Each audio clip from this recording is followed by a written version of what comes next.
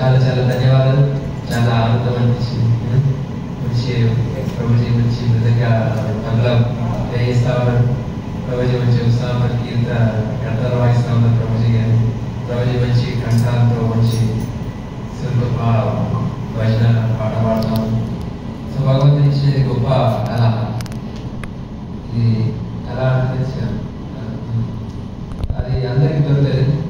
అది పూర్వజన్మ జన్మగా నేను చేసుకున్నాను, అది దొరికింది. దాన్ని ఏం చేయాలి అంటే మనము భగవంతుని సేవలో నిమగ్నం చేసినప్పుడు అది ఏమైనా సంపూర్ణమవుతుంది అన్నమాట. సో ఇది గొప్ప దేనికైనా ప్రకారం కృష్ణ అన్నమాట. ఏదేం చేసినప్పుడు కూడా భగవంతుని సేవలో నిమగ్నం చేసినప్పుడు అది మనకు లాభదాయి. లేకపోతే ఏమైపోతుంది జీవితం, అది ఒక సెంటిమెంట్గా అయిపోతుంది. సో అందుకని ఈ సరస్వతి దేవి యొక్క కృప. రోజు రండి కూర్చోండి, రండి.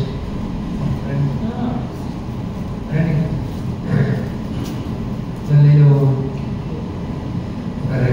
10-15 నిమిషాలు క్లాస్ తబలా వాయిస్తారా? సంతోషం.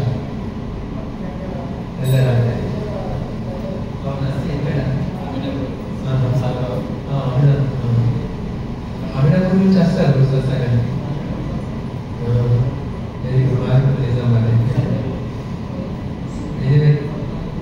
మనం ఎక్కడెక్కడో ఉండి ఇక్కడ కలుసుకుంటున్నామంటే ఇది భగవంతుడు కృప.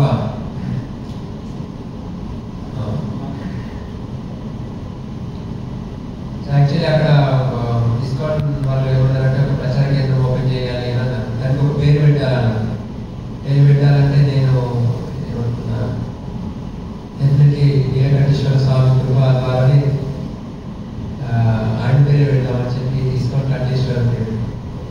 ఇస్కాన్ కంఠేశ్వర్ అక్కడ మంచి ప్రచారం జరుగుతుంది. చాలా విభిన్న విలేజ్ నుంచి వస్తున్నారు, సిటీ నుంచి వస్తున్నారు. మంచి మన సనాతన ధర్మం చాలా ప్రచారం జరుగుతుంది. అంటే నేను చేస్తాను అంటే అందరికీ ఇప్పుడు కొద్ది గొప్ప ప్రతి ఒక్కరికి అవేర్నెస్ వచ్చింది. భగవద్గీత చదవాలి, కొంచెం భగవద్గీత భక్తి మార్గంలో నడవాలి.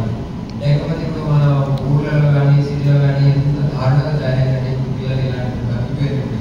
ఇక్కడ వచ్చి కష్టపడి సంపాదించడానికి కొంచెం ఒక జీవితాన్ని సరైన మార్గంలో తీసుకుపోతున్నారు. లేకపోతే అక్కడ వ్యసనాలకు డ్రగ్స్కు చాలా ఘోరం తయారైంది. సో మన సనాతన ధర్మాలను రక్షించుకోవాలి.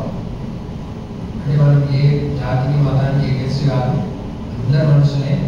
ఎలాగైతే ఇప్పుడు చిన్న చిన్న కాలువలన్నీ ఎలా కలుస్తాయి, గేటర్ నీళ్ళని వాగులు కలుస్తాయి, వాగులన్నీ కలిసి ఎక్కడ కలుస్తాయి, గంగలో కలుస్తాయి, గంగ నీళ్ళన్నీ ఎక్కడ కలిస్తాయి, సముద్రం కలుస్తాయి. నువ్వు ఏ మతమైనా ఏ కులమైనా ఏదైనా కానీ కలిసేది సముద్రంలోనే కాదు.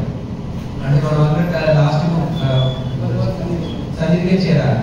ఈ ప్రపంచంలో ఎవరి ఈ శరీర పరంగా మనం నిర్ణయించుకున్న జాతి మతాలు యాక్చువల్లీ అల్టిమేట్లీ మనం అందరం కలిసేది భగవంతుని సన్నిధికే చేరాలి.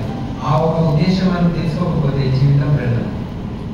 అందుకనే దీనికి కూడా భక్తి చేయాలా, ఈ పాటలు పాడాలి, ఈ తబలా వాయించాలి, ఈ సత్సంగాలు కూర్చోవాలంటే కూడా యోగ్యత కావాలి. యోగ్యత లేకపోతే ఎవరికి అర్హతనే ఉండదు. అసలు వాయి ఏం చేస్తుంది, ఆ డోర్ దగ్గర కాకుండా ఫోన్ వస్తుంది, అక్కడికి అడే అంతేనే కాదు. సో ఒకరోజు బద్రికాశ్రమం నుంచి శివుడు పార్వతీదేవి అమ్మవారి ఇద్దరు వస్తా ఉన్నారు. వస్తుంటే ఒక మధ్యలో ఒక ఊరు వచ్చింది.